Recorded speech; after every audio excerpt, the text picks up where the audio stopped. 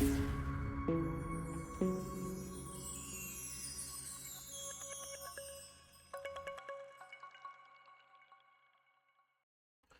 chess friends and welcome to Jozarov chess channel and welcome back to our Queen's Gambit Declined series.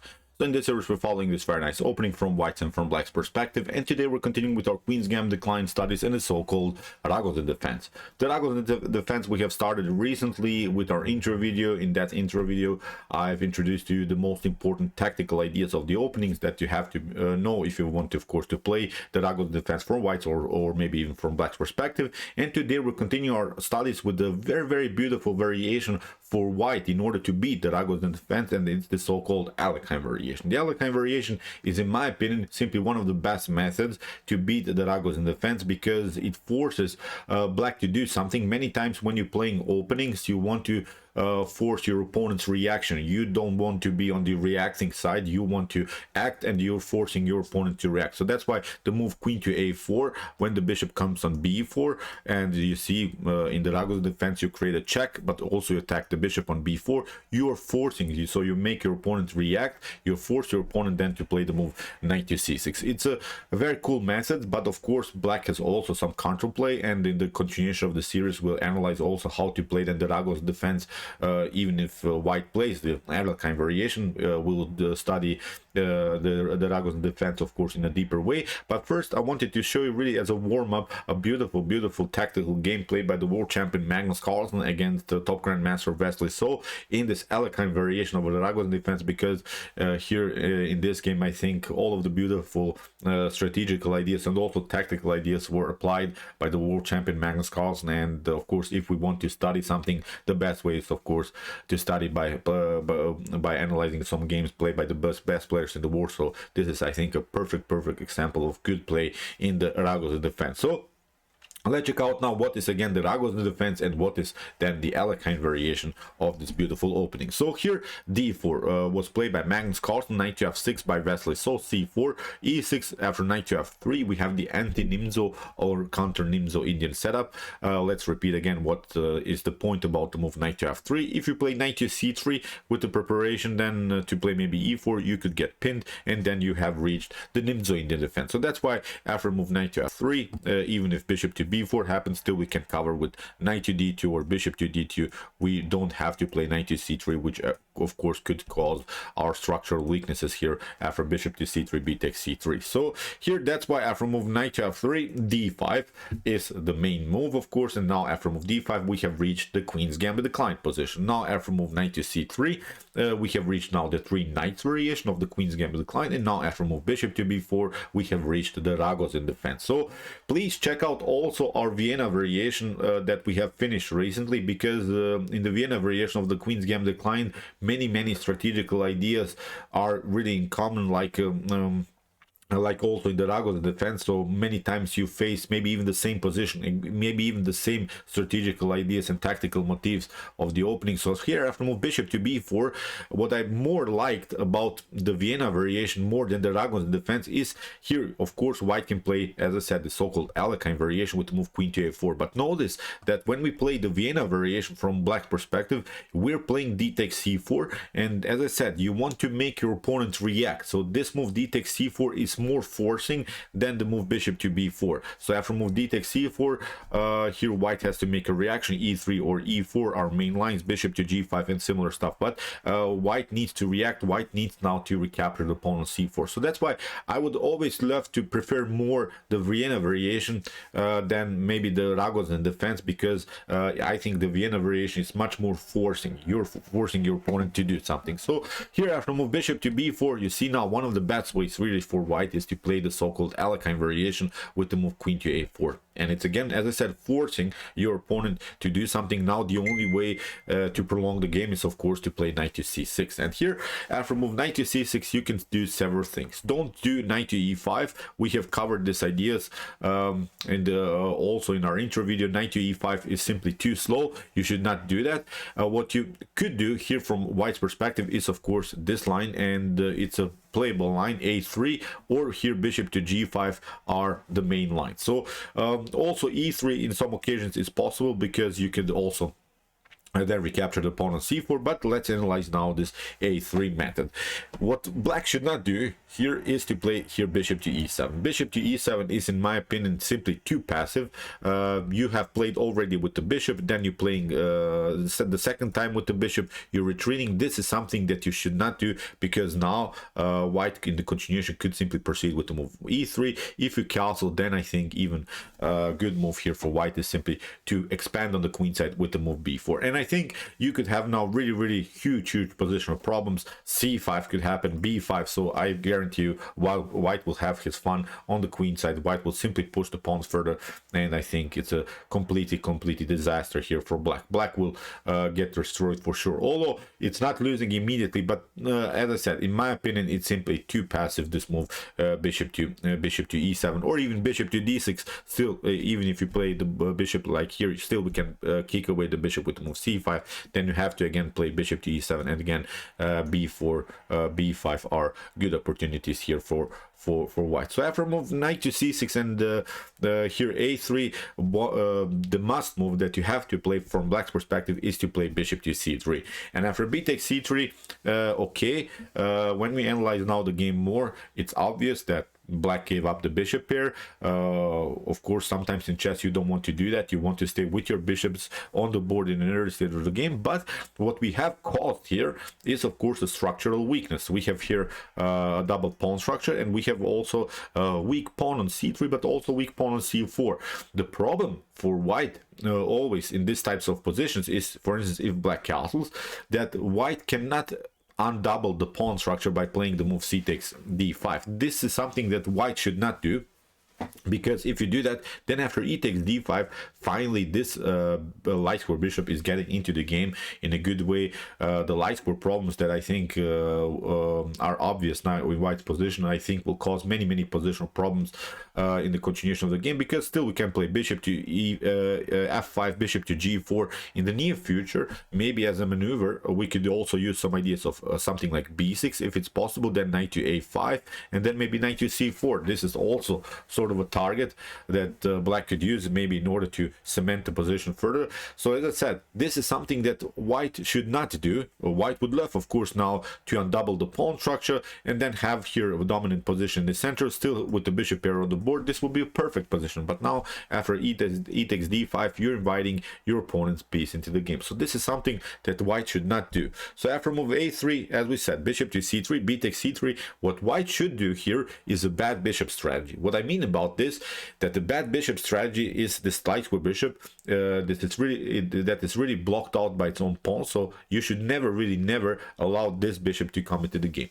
The only way for black to get this bishop into the game is, first of all, to maneuver somewhere the knight. You have to move the knight somewhere, maybe to e7 or similar stuff. Then to play a maneuver with the bishop to d7, bishop to c6. And then of course the queen will be attacked. In one particular moment the queen has to retreat, so white will lose an extra tempo with this maneuver. And then to try, when the bishop comes on c6, to play d takes c4, and then the bishop is perfectly fine again. So this is sort of an idea, positional idea, that black needs to play if of course you want to get the bishop into the game. So this is really important to notice, and as I said, in the continuation of our series we will analyze these positions from black's perspective more. But let's, as I said, stuck to this game because it was really beautiful game here played by the world champion. So here after move kingside castling, now Magnus Carlsen plays this very aggressive bishop to g5. Here in the continuation we have h6, we have bishop to h4. So you see Magnus is staying very actively with his pieces. We have bishop to d7, now with ideas maybe to create some discoveries, knight to e5 and similar stuff, and now queen to c2. So you see Magnus is getting out of the range of the bishop. But what we can notice also that in one particular moment, one of the things that could happen is, of course, bishop to f6 takes, and after queen to f6 also e4 could work. Then when that happens, we could have really a centralized pawn storm here. White could expand really here in the center, because we have here a pawn majority in the center of the board, which we should use.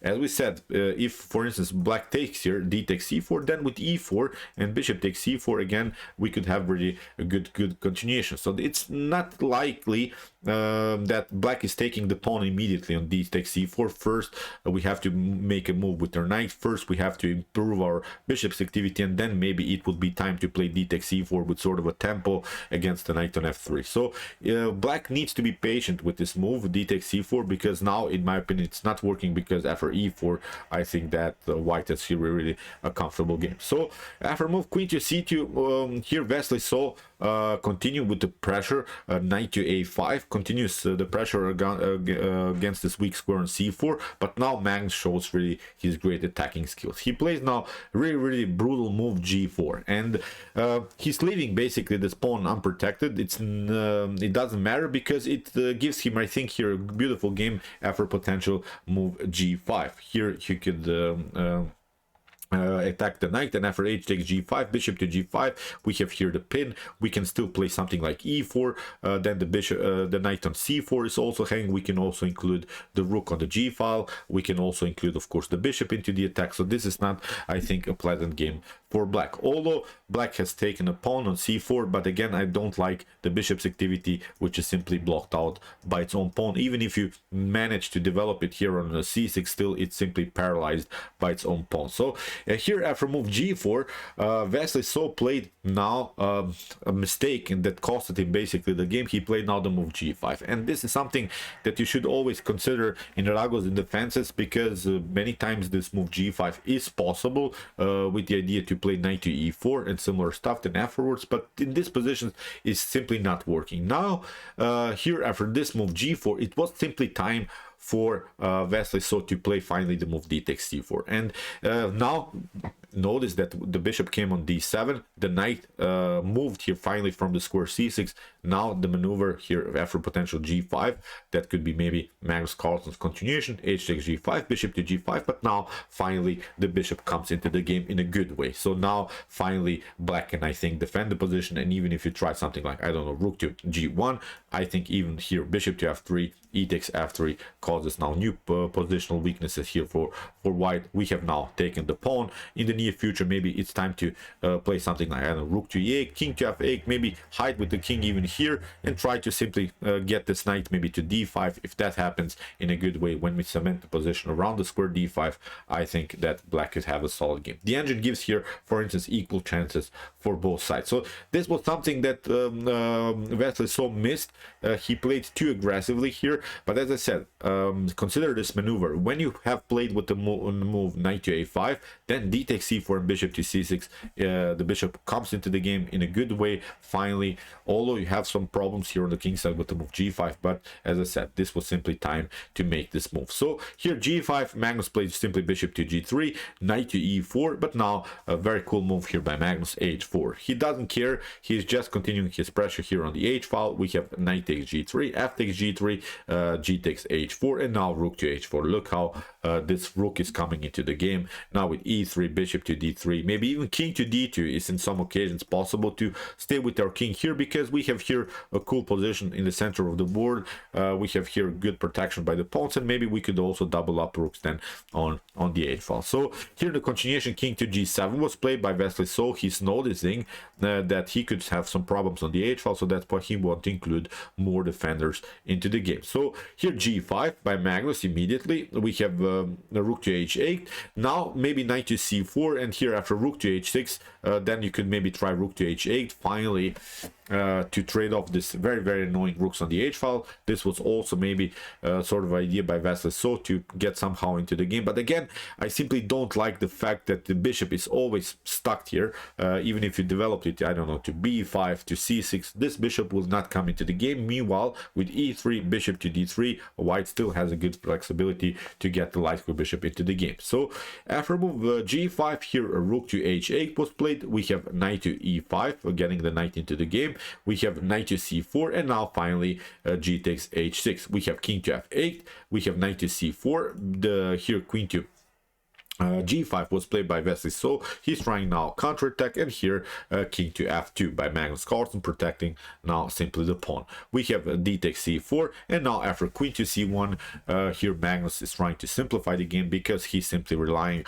on his pass pawn here, and it was so far a good move, of course, because even if you take, then this rook will take, we can play e3 or e4, this pawn would be hanging now, including this other rook into the game is, I think, perfectly fine. Also notice that in this potential endgame, Magnus can also maneuver the king a little bit here on dark squares, get the king into the attack, and simply rely, as I said, on his pass pawn on the h file. So after move queen to c1, we had queen to f6, queen to f4, king to e7, and now queen takes f6, king to f6, and now bishop to g2, attacking simply the weak pawn on b7. So rook to b8. Now Magnus cuts off the potential king's position. If king to f5 or maybe e5 happens, then of course this light square bishop is coming into the game. So far Magnus is still playing on this bad bishop on d7. Really good strategies here by the world champion. We have king to g6, and now rook to h1,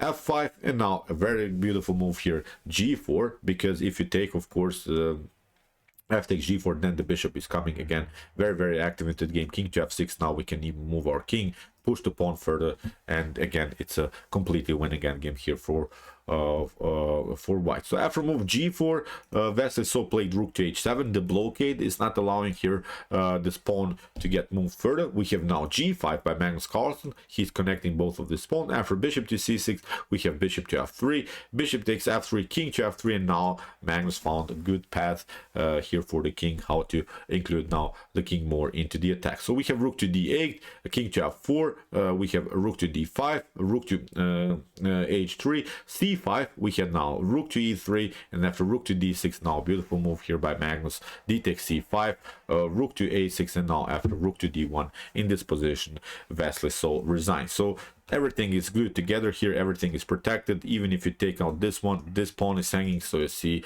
it's even a checkmate here. Even if you try something else, then still we can play here rook to d6 again. If you take, then this pawn is taking. So really good stuff here by the world champion. So I'm really glad that I found this game, because I think it shows really some aggressive methods that you could apply in the Ragozin Defense in the Alekhine variation. As I said, here the main line that we're studying now further is now the move a3. After move bishop to c3, b takes c3, bishop to g5 or e3 are here the opportunities for white. Now in the continuation of the series, we will analyze these positions more from black's perspective, with better ideas, with more important strategical moments of this opening. So as I said, white is not winning the game immediately, because white is playing the Alekhine variation of the Ragozin Defense. But as I said, if you want to have some kind of a opening preparation against the Ragozin, I think the Alekhine variation is perfectly fine, with good opportunities for both sides to play the game. So okay, this was our warm-up of the Alekhine variation of the Ragozin. If you want to study the Ragozin more, check out our series so far, first the intro video, and then also this one. Also check out the Vienna variation of the Queen's Gambit Declined, because many ideas, as I said, also are happening here that also can happen in the Vienna variation of the Queen's Gambit Declined. And if you want to study our whole Queen's Gambit Declined series, check out our analysis. We have covered so far some different openings like the Harvard's attack, Ragozin Defense, and many more. Here's also the link of our whole series. And if you like this content, don't forget to subscribe to my channel. See you soon with some more videos, and chess is the best, of course.